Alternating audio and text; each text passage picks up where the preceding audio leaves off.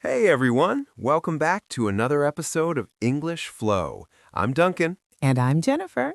And today, oh boy, do we have something practical for you guys. We're diving into communication skills. You know, that thing we all think we're good at until we accidentally tell our boss their presentation was interesting instead of excellent. Oh no, did that actually happen to you? Last month, the awkward silence was profound. See, this is exactly why we need this episode. Even native speakers mess up communication all the time. So true. And here's the thing. Communication isn't just about speaking English correctly. It's about connecting with people, understanding context, and not putting your foot in your mouth every 5 minutes. Like Duncan does. Hey, I'm a work in progress, okay? But seriously, whether you're learning English or just want to improve how you interact with people, this conversation is for you. Let's jump right in. So, Jennifer, let's start with the basics. What do you think is the biggest mistake people make when communicating? That's a great question. I'd say not listening. Like actually listening. What do you mean? People's ears work, don't they? Well, yes, but there's a difference between hearing and listening.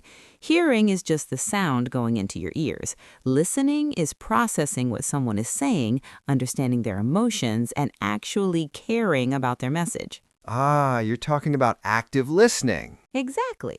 Have you ever been talking to someone and you can just tell they're waiting for their turn to speak instead of listening to you? Oh my gosh, yes. It's so frustrating. You're in the middle of telling a story and you can see their eyes glaze over because they're preparing their own story in their head. Right? It's like, hello, I'm still talking here. So, how do we avoid being that person? What's the secret to active listening? Okay, so there are a few key things. First, maintain eye contact, not in a creepy, unblinking way. So, no staring contests? No staring contests, just natural eye contact that shows you're engaged. Second, use verbal cues like, I see, or that makes sense, to show you're following along. Oh yeah, those little acknowledgments are so important. They're like conversational breadcrumbs that say, I'm still with you. Perfect analogy. And third, and this is huge, don't interrupt. Let the person finish their thought. Ooh, I'm terrible at that one. I get so excited about what they're saying that I jump in with my thoughts. I know, and your enthusiasm is sweet, but it can make people feel like you don't value what they're saying. That's actually really insightful. I never thought about it that way. So it's not just rude, it's dismissive. Exactly. Communication is as much about making people feel heard as it is about expressing yourself. Okay, so we've covered listening. What about the speaking part? How do we express ourselves clearly? Well, clarity is key. You want to be specific and direct without being blunt or rude. That sounds like a tightrope walk. It kind of is.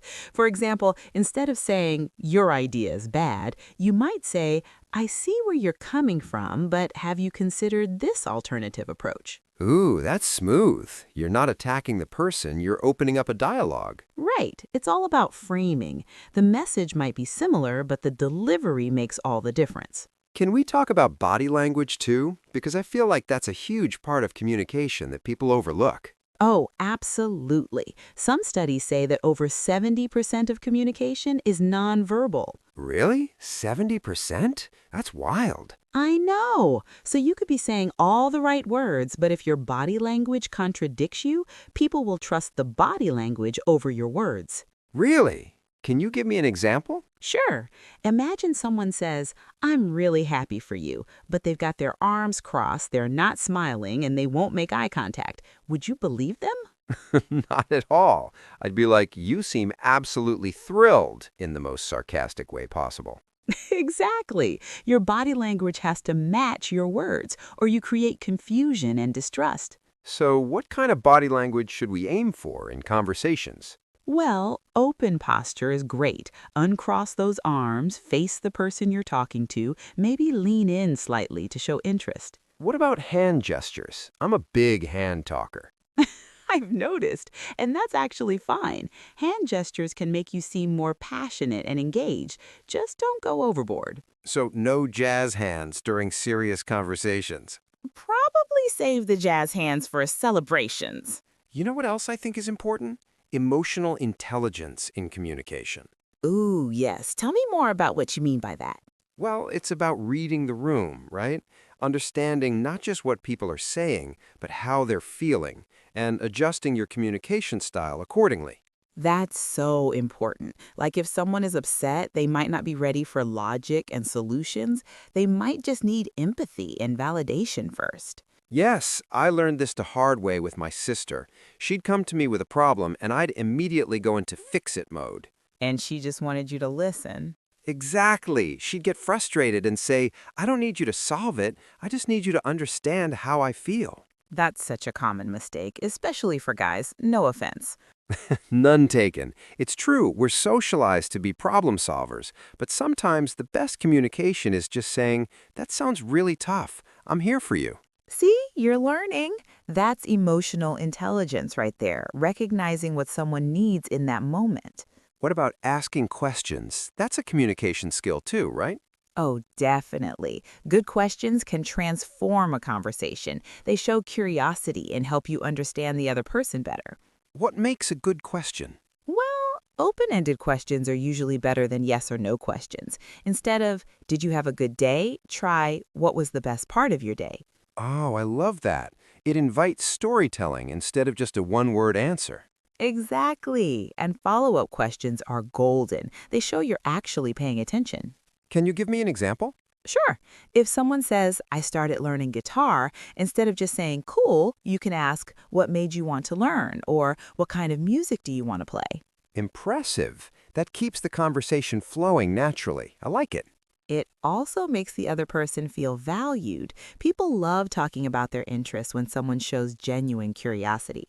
Let's talk about something that's super relevant today. Digital communication, like texting, emailing, messaging. Oh boy, that's a whole different beast. Why do you say it like that? Because text-based communication strips away so much. No body language, no tone of voice, no facial expressions. It's so easy to misinterpret things. That's so true. I can't tell you how many times I've read a text and thought someone was mad at me, and they were just being brief. Right? Or when someone sends a one-word response like, okay, and you're like, are they okay? Are we okay? What does this mean? The existential crisis of modern communication. Exactly. So with digital communication, you have to be extra clear and maybe use emojis to convey tone. See, I love emojis. They're like emotional subtitles. That's a great way to put it. A simple smiley face can completely change the tone of a message. What about email etiquette? Because that's tricky too.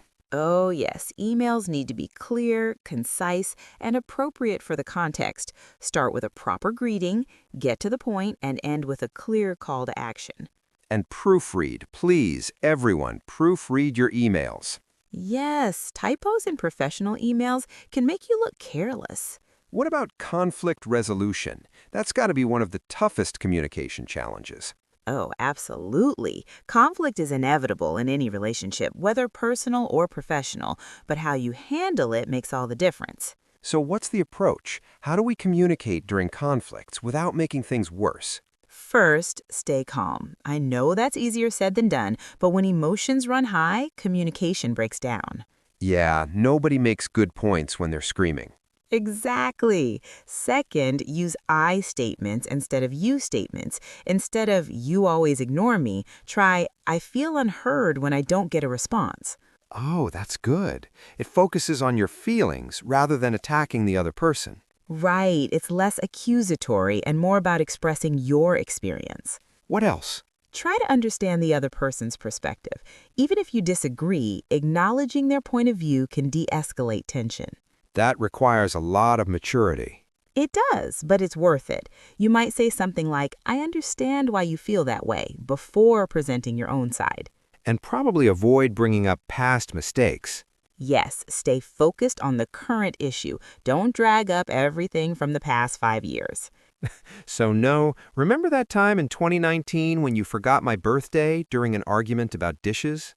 Exactly. That's not productive. It just creates more resentment.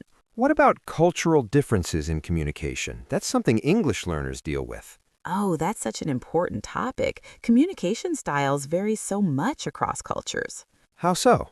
Well, some cultures are very direct. They say exactly what they mean.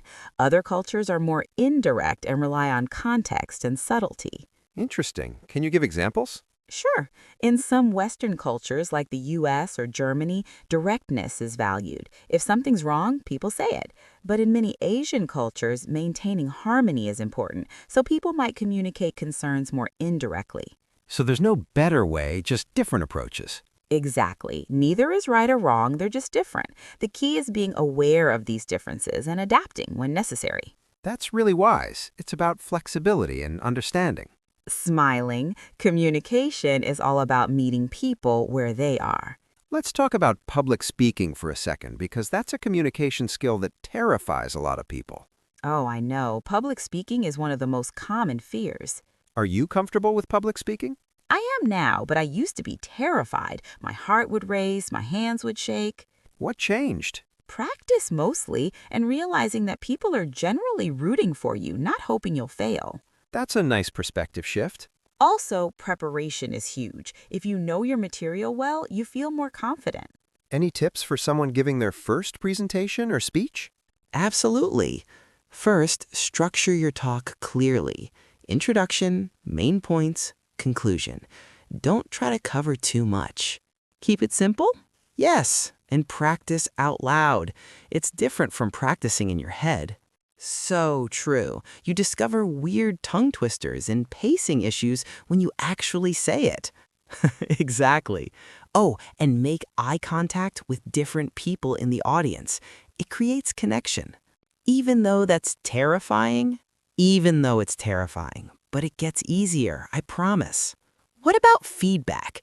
Giving and receiving feedback is a huge communication skill. Oh yes, and people are often terrible at both. Why is that? Well, giving feedback is hard because you don't want to hurt someone's feelings.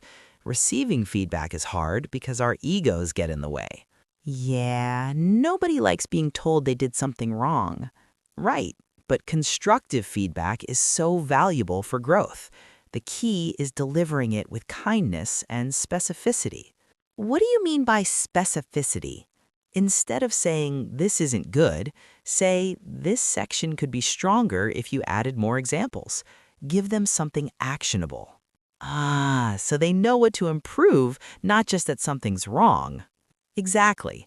And when receiving feedback, try to listen without getting defensive. Ask clarifying questions if needed. That's hard to do in the moment, though. It is. Sometimes it helps to say, thank you for the feedback. Let me think about it and get back to you. That gives you time to process. That's brilliant. It acknowledges the feedback without forcing an immediate reaction. You know what else is important? Knowing when to communicate and when to give space. What do you mean? Sometimes the best communication is knowing when not to push. If someone's clearly not ready to talk, forcing it can backfire. Oh yeah, I've learned that lesson. Do you want to talk about it? No. Are you sure? I said no. Classic mistake. Just say, okay, I'm here when you're ready, and leave it. Respect their boundaries. Exactly. Good communication includes respecting people's need for space. We've covered so much. Is there anything else you think is crucial for good communication? I'd say authenticity. Be yourself. Don't try to sound like someone you're not. Why is that important?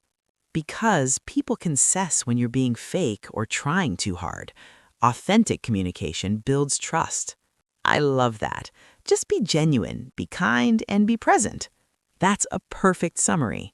All right, let's do a quick recap of everything we talked about today. Yes, so we covered active listening, really paying attention to what people say, not just waiting for your turn to talk. We talked about clear expression, being specific and thoughtful about how you frame your messages. Body language is huge. Make sure your nonverbal communication matches your words. Emotional intelligence helps you read the room and respond appropriately to people's feelings. Ask good questions, open-ended ones that invite conversation and show genuine interest. Digital communication requires extra clarity since you lose tone and body language. Handle conflict with I statements. Stay calm and focus on understanding, not winning. Be aware of cultural differences and adapt your style when needed. Give specific, kind feedback and receive it without getting defensive. And above all, be authentic. Be yourself and communicate with kindness. That's a lot, but these skills will transform your relationships and opportunities. So here's what we want you to do. Pick one skill from today's episode and practice it this week. Just one. Maybe it's active listening with your friend, or giving better feedback at work, or being more aware of your body language. And here's the thing. You don't have to be perfect. Communication is a lifelong journey. We're all learning. If you're new here, welcome. We're so glad you joined us. This channel is all about making English learning natural, practical, and fun. We release new episodes regularly, so hit that subscribe button and turn on notifications so you don't miss out. And if you enjoyed this episode, give it a thumbs up. It really helps us out. Drop a comment below and tell us, what communication skill do you want to improve most? We read all the comments and love hearing from you. You can also tell us topics you'd like us to cover in future episodes. This channel is for you, so let us know what you need. Thank you so much for spending this time with us today. We appreciate every single one of you. Keep practicing, keep growing, and remember, every conversation is an opportunity to connect. Until next time, keep speaking, keep listening, and keep being awesome. Bye, everyone. See you in the next episode.